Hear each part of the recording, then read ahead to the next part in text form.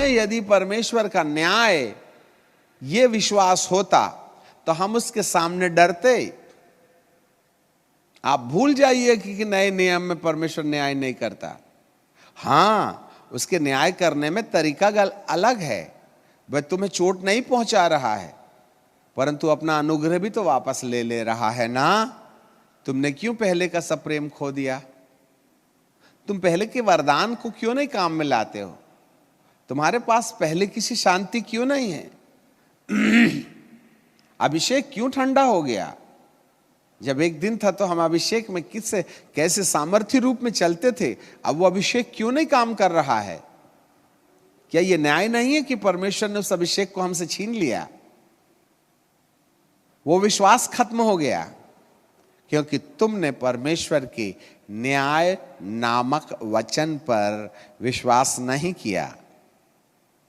पौलुस कहते हैं, मैंने अपने विश्वास की रखवाली की है। आपने न्याय वाले वचन की रखवाली की? आपने धार्मिकता नामक वचन की रखवाली की? आपने पवित्रता नामक वचन की रखवाली की? क्या पवित्रता पर विश्वास है हमारा? क्या न्याय पर हमारा विश्वास है? क्या धार्मिकता पर हमारा विश्वास है? इन तीनों विश्वास को अपने अंदर देखो कि वो है भी कि नहीं। और यदि नहीं है तो चोरी हो गया होगा। तो चुराया किसने होगा? हो गया ना हमारा खेल। ये 3 दांते वाली चाबी तो तुम्हारी जिंदगी का बदलाव है। ये 3 lever key is going to unlock the kingdom of God and the kingdom of heaven for you. If you will lose this 3 lever key, that means you will lose the kingdom of God and the kingdom of heaven also. आपको प्रभु प्रभु कहने से भी शांति नहीं आएगी। आपको खूब Bible पढ़ने से भी समझ में नहीं आएगा। आप बहुत उपवास और प्रार्थना के साथ दूसरों के लिए प्रार्थना करेंगे तो चंगे होंगे ही नहीं। आपको ऐसा लगेगा कि मैंने इतना सब कुछ किया, मुझको कुछ नहीं मिला। कितने लोग हैं जो बहुत परिश्रम करते हैं परंतु सफलता नहीं मिलती, ना प्रार्थना में, ना पारिवारिक जीवन में, ना व्यापारिक जीवन में, ना सेवकाई जीवन में। Why you are not getting the success in your own life? Because somebody has left you, and that was the God. उसने छोड़ दिया हमको। वो जजमेंट है हमारा, वो न्याय है हमारा, क्योंकि हमने पवित्रता को खोया है। परमेश्वर की बात नहीं मानते हैं, उसके हिसाब से चलते वगैरह नहीं है। इसलिए हमारी सबसे बड़ी जरूरत ये होती है कि वो हमें कहीं ना कहीं उस आयाम में पहुंचाए जिस आयाम में परमेश्वर हमारे साथ खड़े रहते हैं, हमें अनुग्रह देते हैं। याद रखिएगा। और यदि आपने परमेश्वर के अनुग्रह को खोया है because of the judgement, because of the unholiness, तो याद रखें, मेरा प्रभु आपकी जिंदगी को अपने विश्वास को चोरी नहीं करने के लिए आंखें खोले। इट्स अ वॉरफेयर, इसको शीत युद्ध कहते हैं। बड़ी चतुराई से हमारे दिमाग के अंदर इन तमाम सच्चाइयों को झुठला देने के लिए दुष्ट आत्माएं हमारे माथे पर काम करती हैं। This is the strategy of the demonic forces.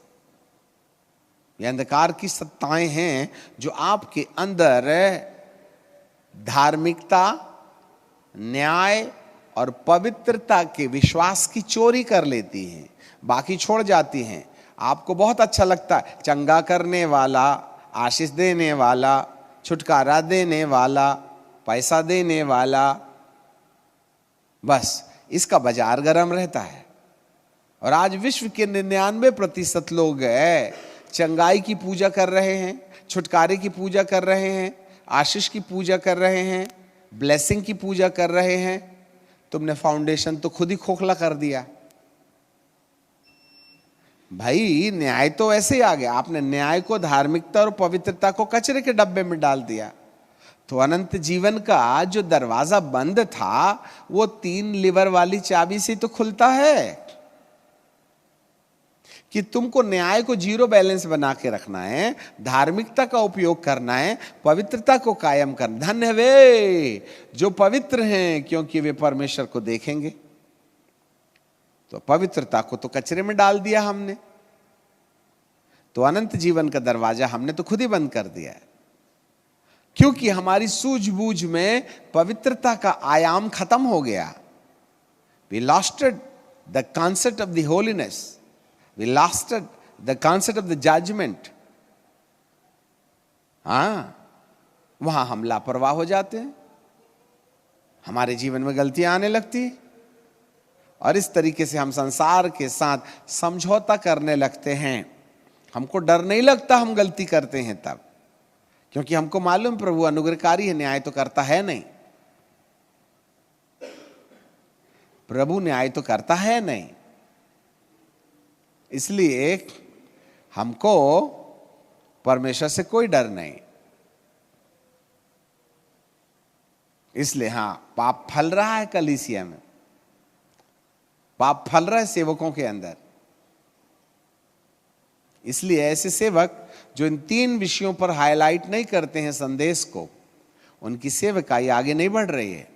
वो वहीं शारीरिक रीति से भी बीमार हैं, मानसिक रीति से भी अशांत हैं, आत्मिक रीति से भी वरदान काम नहीं करता, सेवकाई भी नहीं बढ़ रही है, क्योंकि कहीं ना कहीं इन 3 विषयों पर अंधकार की सत्ता ने हमारे माथे पर कैप्चर कर लिया है, और वो हम मिलावट करने वाले सुसमाचार प्रचारकों की लिस्ट में आ गए हैं, जिस पर खुदा का भरोसा खत्म हो गया है।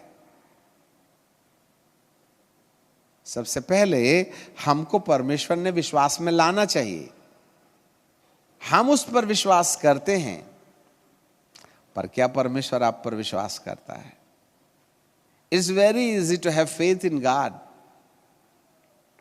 but the second point is God is believe in you. क्या परमेश्वर तुम पर विश्वास करता है? जब आप मिक्सचर सुसमाचार सुनाइएगा, जब आप तुम न्याय को बाईपास कर दीजिएगा और मिला जुला जीवन जीजिएगा, आप कलीसिया के पाप को हाईलाइट मत कीजिएगा और पाप को बढ़ने दीजिएगा, तो आप परमेश्वर के लिए काम कर रहे हैं, शैतान के लिए? For whom you do the ministry? For what you came to the Lord? Purification के लिए, या वो पुराना समझौता पूर्ण जीवन जो पहले चल रहा था आज भी चलता रहे वैसे वाले जीवन की ओर? यहां बाइबल का परमेश्वर हमें बहुत स्पष्टता के साथ कहता है, दुष्ट की युक्तियों को पहचानो।